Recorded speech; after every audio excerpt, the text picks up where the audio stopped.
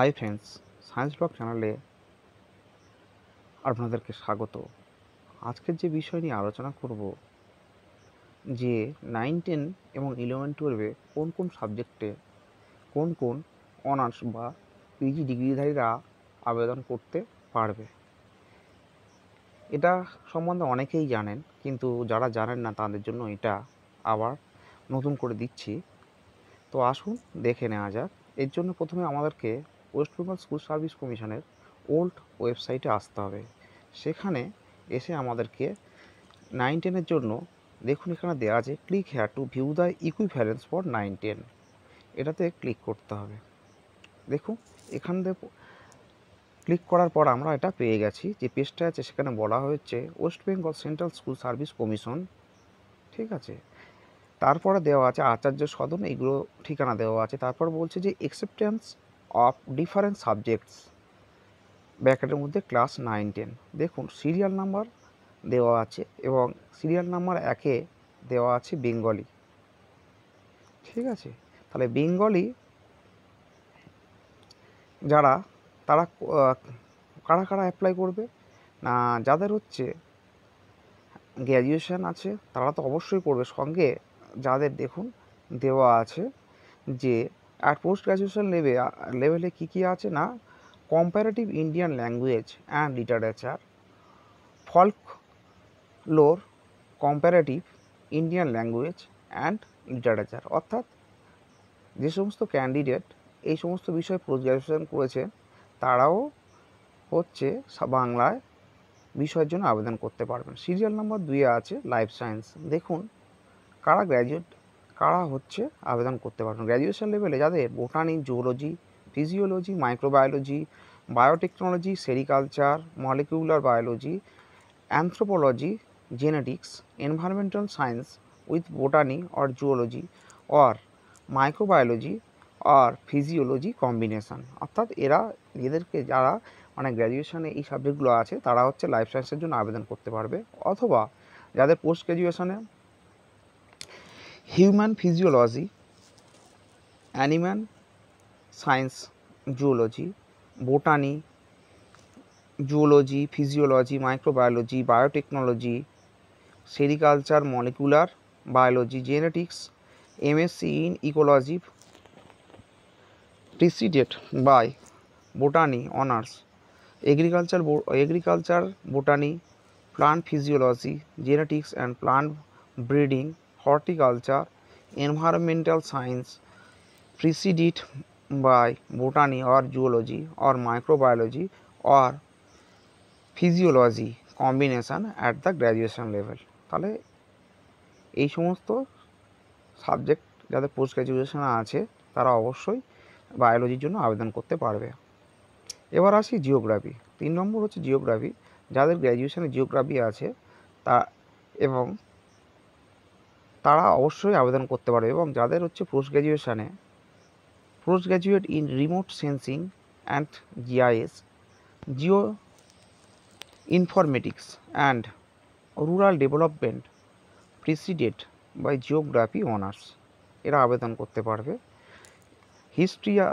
হিস্ট্রিতেও তারা যারা গ্র্যাজুয়েশনে তারা আবেদন করতে পারবে। সঙ্গে কারা আবেদন করতে পারবে না, PG in archaeology preceded by history honours. এরপরে হচ্ছে ম্যাথামেটিক্সে যারা গ্র্যাজুয়েট তারাও আবেদন করতে পারবে। সঙ্গে কারা আবেদন করতে পারবে না, MSc in mathematical statistics, MSc in statistics, MSc in applied mathematics, তারা আবেদন করতে পারবে, ঠিক আছে।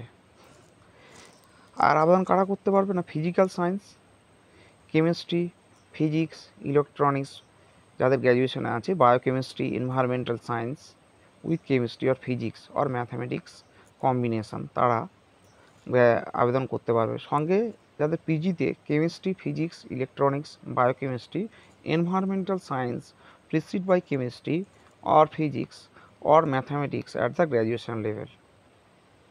এবার এর সঙ্গে কী কী থাকতে হবে না, এর সঙ্গে অবশ্যই তাদের বিএড ডিগ্রি থাকতে হবে। বিএড ডিগ্রি রেগুলার মোড তো আছে, সঙ্গে কি আছে না BEd in distance education, BEd ব্র্যাকেটের মধ্যে দেখুন শিক্ষা শাস্ত্রী, ডিপ্লোমা ইন এডুকেশন ব্র্যাকেটের মধ্যে অফ ইউনিভার্সিটি, এরাও 9-10-এর জন্য আবেদন করতে পারবে। এক্ষেত্রে এই যে সাবজেক্টগুলো দিয়েছি, এই সাবজেক্টগুলো যারা অনার্স আছে তারা তো অবশ্যই দিতে পারবে, কিন্তু সঙ্গে হচ্ছে 50% মার্কস অনার্সে থাকতে হবে, অথবা পাস এবং অনার্স মিলিয়ে কত থাকতে হবে না 50% মার্কস থাকতে হবে, ঠিক আছে।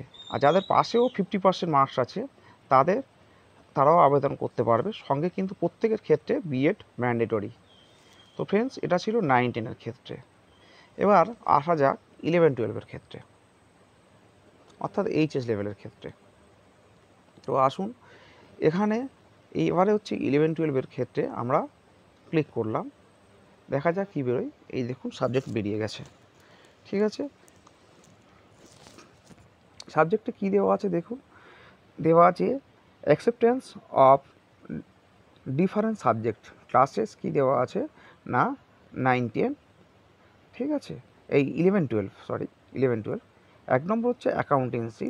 অ্যাকাউন্টেন্সি কারা আবেদন করতে পারবে 11-12-এর জন্য? এমকম অর এমবিএ ফাইন্যান্স ব্র্যাকেটের মধ্যে প্রিসিডেড বাই বিকম, অর্থাৎ যারা বিকম নিয়ে বিকম ছিল এবং সঙ্গে এমবিএ করেছে অথবা এমকম করেছে, তারা হচ্ছে অ্যাকাউন্টেন্সিতে আবেদন করতে পারবে। অ্যাগ্রোনোমাই,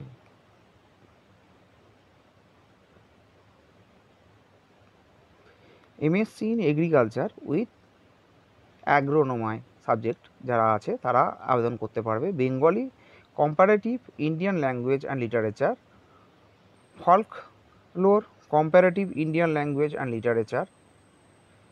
4 নম্বর হচ্ছে বায়োলজিক্যাল সায়েন্স, কারা আবেদন করতে পারবে না হিউম্যান ফিজিওলজি, অ্যানিমাল সায়েন্স ব্র্যাকেটের মধ্যে zoology, botany, zoology, physiology, microbiology, biotechnology, sericulture, molecular biology, genetics.